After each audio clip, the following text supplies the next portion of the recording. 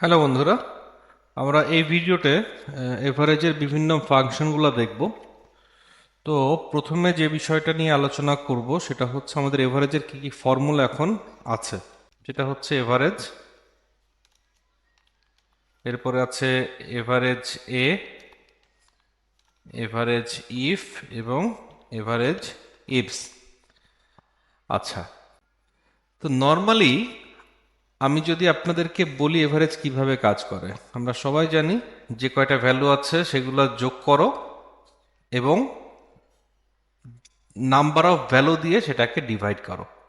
For example, আমি যদি এখানে সামেশনের একটা ঘর নিয়ে আসি, আমরা কি করতে পারি, আমরা হয়তো এটাকে যোগ করলে 896 পাচ্ছি, এবং এটাকেই যদি আমি 5 দিয়ে ভাগ দিই, 1 2 3 4 5, তাহলে হচ্ছে আমি এভারেজ পেয়ে যাচ্ছি।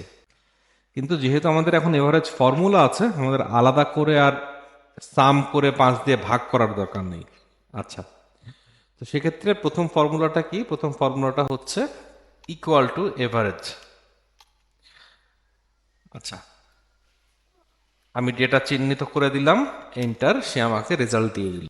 আচ্ছা, এখন একটা ডেটা সেট চিন্তা করুন যেখানে এক মাসের সেলস ডেটা দেয়া আছে এবং বিভিন্ন সেলসম্যান কত করে সেল করেছে তার অ্যামাউন্ট দেয়া আছে। এর মধ্যে মিস্টার ফজল এবং মিস্টার জামান তারা হচ্ছে ডে 1 থেকে কোম্পানির সাথে জড়িত ছিলেন না। সো লজিক্যাল প্রশ্নটা হচ্ছে, যেহেতু তারা ওই দিন ছিলেন না, আমি কি এভারেজ যখন কাউন্ট করব তখন কি এই অ্যাবসেন্ট ডেটগুলাকে কি আমি কনসিডারেশনে আনবো কিনা? মানে এই যোগফলটাকে আমি কি 3 দিয়ে ভাগ করব না 5 দিয়ে ভাগ করব? আচ্ছা, আপনি যে পন্থায় অবলম্বন করেন না কেন সেটার জন্য আলাদা আলাদা ফর্মুলা আছে। এভারেজ যেটা, এভারেজ হচ্ছে শুধুমাত্র আপনার নাম্বারগুলোকে সে এভারেজ করে, টেক্সটগুলোকে সে এভারেজ করতে পারে না।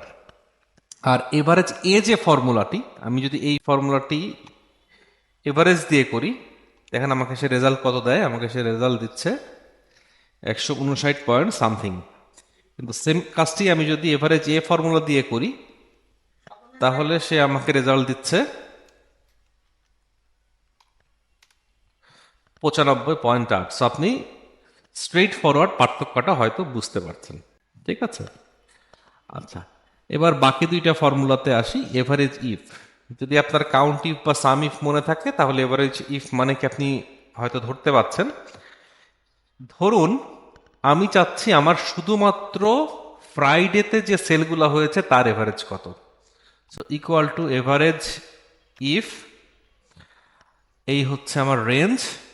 রেঞ্জের মধ্যে আমি ক্রাইটেরিয়া হিসেবে লিখে দিলাম কোটেশনের মধ্যে ফ্রাইডে, কোটেশন ক্লোজ, কমা, এভারেজ রেঞ্জ আমি হচ্ছে ধরেন সৈকতের এভারেজটা চাচ্ছি, ব্র্যাকেট ক্লোজ, এন্টার। খেয়াল রাখুন আমাদের সৈকতের এভারেজ ফ্রাইডেতে দিয়েছে 168.8। আচ্ছা, এখন আমরা চেক করি ফ্রাইডে সৈকত, এই যে দেখুন 168.8। ঠিক আছে, বা আমি যদি এখানে টেস্ট করি, এখানে আপনি বুঝতে পারবেন সে রেজাল্ট আমাকে সরি, সে এখানে আমাকে ভুল রেজাল্ট দিয়েছে, কারণ এর মাঝখানে আসলে অনেক ডেটা আছে। আমি তো এখানে রেঞ্জ আকারে নিয়েছি। আমি যদি এইভাবে না নেই, শুধু এই কয়টাকে নেই, এত কমা এত, সরি, তাহলে আপনি বুঝতে পারবেন সে 168.8ই আমাকে বের করে দিচ্ছে। ওকে, এবং আমাদের সর্বশেষ ফর্মুলা যেটা, সেটা হচ্ছে এভারেজ ইফস। এভারেজ ইফ হচ্ছে একটা কন্ডিশন নিয়ে কাজ করে,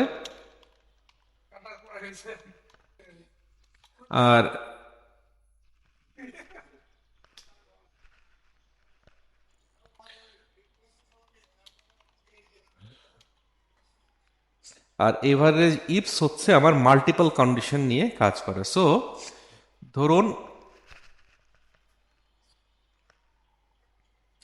ধরুন আমি এখানে চাচ্ছি যে আমার ফ্রাইডেতে রুট এ তে কামরুলের এভারেজ কত। So equal to average ifs আচ্ছা, এভারেজ রেঞ্জ হচ্ছে, আমি কামরুলের রেঞ্জটা বের করব, কমা আমার